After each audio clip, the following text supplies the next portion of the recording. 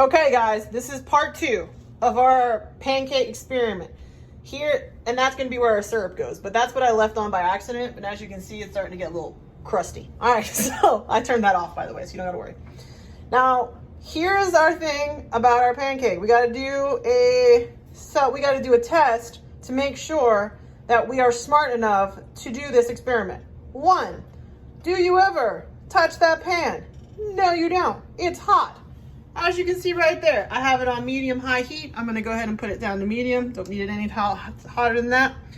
If your stove is on, you are not to touch the stove. You don't touch it. You don't touch the pan. You don't touch the burner. You don't touch the stuff next to that. You touch this handle. You see this handle? This handle is beautiful. It's a beautiful handle. That is the only place that you are allowed to touch anything on the stove. In fact, we're gonna go ahead and move this beautiful spatula over here. Now, the other things that you're going to need is you need a little bit of oil because you do not want your pancakes sticking. Yes, this is the same little cup that I used for the butter, but it's not gonna hurt anything, and there's only so much in my dishwasher I want to play with. So you're gonna put a little bit of oil on your pan. You can use your spatula, and as you can see, my pan, as you can see, you're gonna move it around a little bit. Sorry. Move it around a little bit. Want to make sure that it's covered up. Sorry about making everybody car sick, but I do not have a GoPro headset yet, which I will be getting sometime soon. So now I have oiled my pan.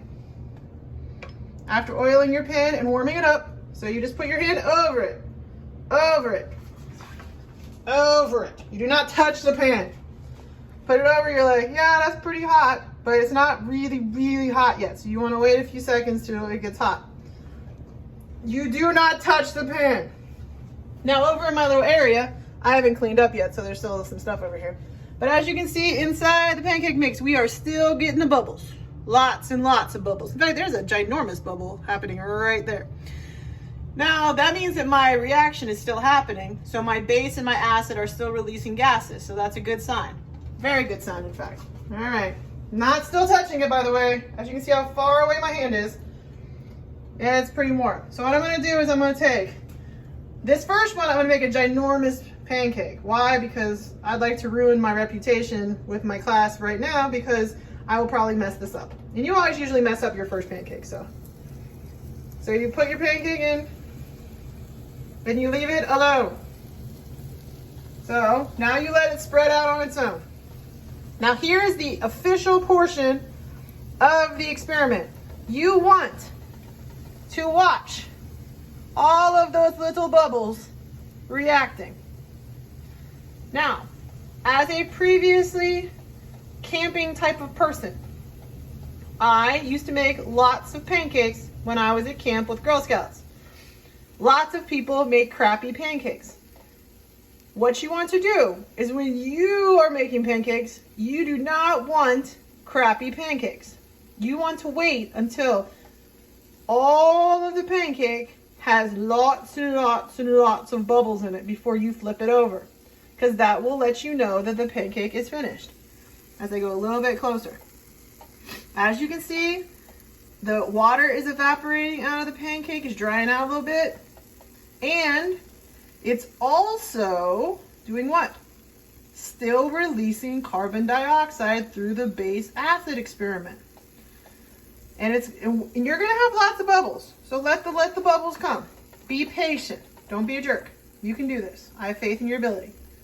You wanna wait.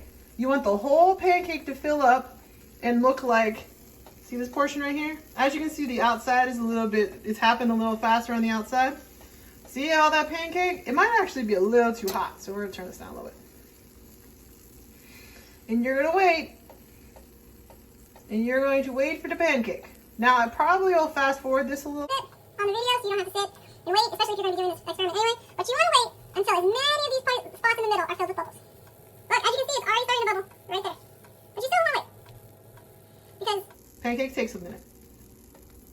Especially if you turn it on super low, and I have it on low because I don't want to make my pancake burnty on the front. Mixture has no ability to be patient. As you can see, another way to see if your pancake is done or not is to go around it. You can obviously see that pancake is not ready to pop up yet. It is not ready because it was all pancakey. Then I put it back under there and it pancakey put that down. Put it back itself back down. So there you go. You got to continue to wait until you got so many bubbles. And as you can see, I'm going to go put my spatula back down so you can see it on the side. If you look on the side, the pancake itself is fluffy. It is much thicker than it was when we started. You can tell that it's starting to brown on the bottom. And the steam from our first experiment, or technically our states of matter experiment, you can see the water evaporating off the pancake. You see the steam coming off? That is not smoke. That is steam. And my hands are getting a little warm from being this close to this pancake. All right, so let's try it again. There's little bubbles a lot of way through it, so let's see if we can flip it. Ready, set, flip. Pancake! It is beautifully golden brown. All right, now it is a little bit difficult to figure out if a pancake is done on the other side. So you want to wait, don't touch it, I'm sorry, I was teaching you something bad. So you really do want to wait for at least a minute or two. As you can see, it's a little bit squishy. On the outside, pretty hard. If you take your spatula and you go like this, it's a little squishy in the middle. It has a little bit too much give. So you don't want to like slam the pancake down like that because it takes all the air out of it that you had originally got for the pancake. So what would be the point of squishing all the air that you just used your chemical or your chemistry knowledge to get with this pancake? I might be giving my pancakes to like some neighbors because that's a lot of pancake batter. So we're gonna let that cook for just a second, and we're going to go ahead and get a plate. Above my sink, there are plates. What color do I want? Well, I don't think I really need a ginormous plate. I'm just gonna get a little plate. I know it's shocking. This chair has really brightly colored plates. All right, pancake plate, ready to go. We're up to about 1:20. It's a little denser in the center. And I think, let's see if the other side is brown. If both sides are brown, then it usually means the pancake is done. I want a little bit browner on the other side.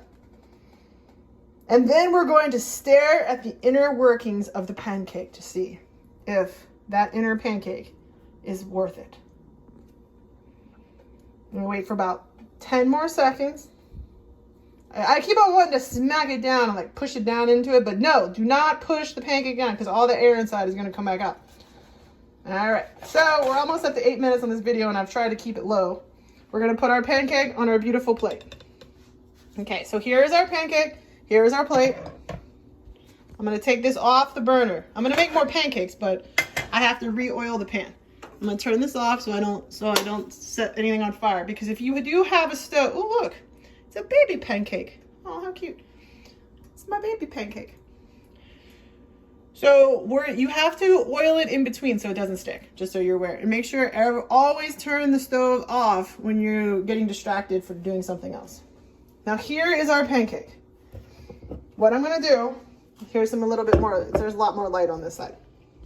I'm gonna put you on top of the Aunt Jemima box for a second so that you can see it a little better.